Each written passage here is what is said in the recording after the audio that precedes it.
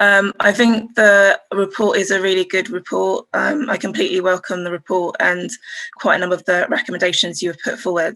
I think that the hybrid parliament, I want to pay tribute to the staff that set it up. I think it's amazing that within 4 weeks, we managed to get a virtual parliament up and running. And I do know that other countries were seeking advice on how to do the same.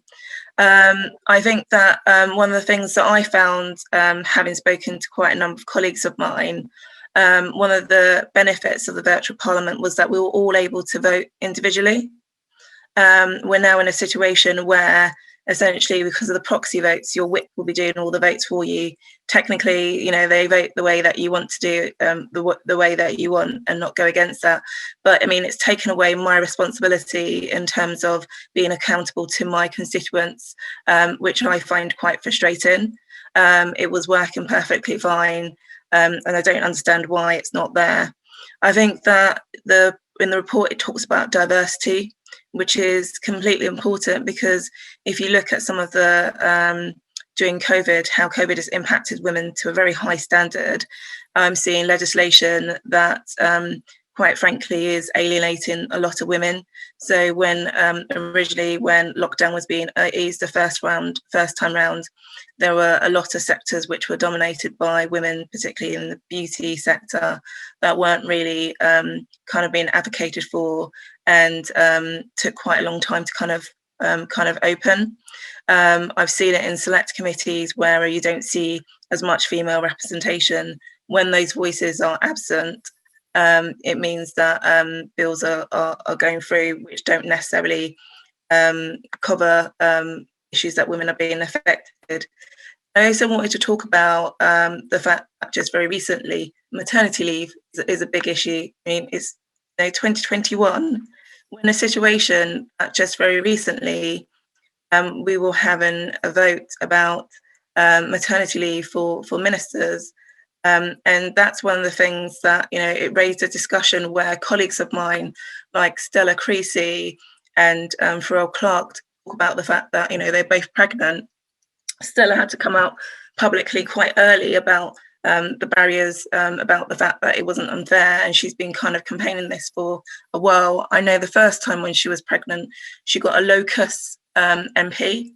It was a new system that she kind of set up, but IPSA, the Independent Parliamentary Standards Authority that pay essentially MP salaries and staffing salaries, didn't really kind of recognise it. So it worked to a standard, but the locus obviously couldn't go to certain places because they weren't recognised as being an MP, because within the law, they weren't actually voted on. So they weren't able to go to briefings by ministers. And as you know, during COVID, we get quite a lot of briefings, and a lot of them are quite not last notice. So she wouldn't have been able to go to all of those meetings.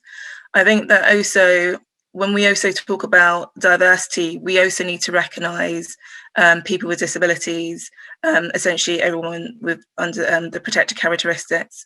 Ethnicity is really, really important. So when I first came in, people couldn't, tell the difference between me and other Black MPs, and that's still something that kind of happens.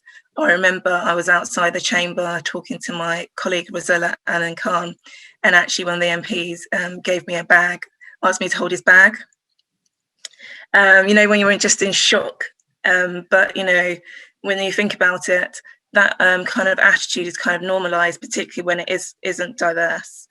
I think the language in the chamber is something that also I think would have been something I would have liked to have also seen in the report, in terms of how the language is used within the chamber. Yesterday was our opposition debate, and Annalise Dodds is our Shadow Chancellor. And I just think that sometimes the language that is used, particularly by some of the male politicians in the chamber, I think it's just so they're not aware of their behaviour. I'm not excusing it, but it's become so normalised, the way that, a female Shadow Chancellor is, she's treated to a higher standard. I think the one that you most probably are aware of was when Rosanna Allen Khan, the way she was addressed in the chamber by Matt Hancock. Also, this has also happened in the past with Angela Eagle, Calm Down, Dear. I think that I'm concerned about the fact that we're moving backwards because, one of the things that I've been finding is it's great, what Karen's mentioned about the Westminster Hall debates, that there's movements towards that. But as my role as Shadow Treasury Minister, I still have to go into Parliament for statutory instruments. So when and there's been quite a number of them, plus I've had to cover colleagues that haven't been able to go in. And I think that it just makes it unfair in terms of engagement, in terms of people fulfilling the responsibilities that they are required to do. I think the report is a great way forward. I'm just a bit concerned, though, that it's not just, I think it's great, it's looking at Parliament, but local authorities are also really important because, particularly during this pandemic, they have been on the frontline services, delivering services throughout the COVID pandemic. And I've heard, even though that they're carrying on as virtual, that there are plans to kind of like stop that from happening. And that's something that I am particularly concerned about, because there is always a focus on Parliament, but that's not the only place where decisions are made. And increasingly, we're looking towards devolved administrations as well. But also, just to go back, I forgot to mention, in terms of maternity leave as well, staff as well that work for MPs don't get the benefits of it. And there's also a hierarchy in that, which I don't think is particularly right. And so, yeah, I could continue, but I know there's other speakers that would want to contribute. So I'm going to stop there.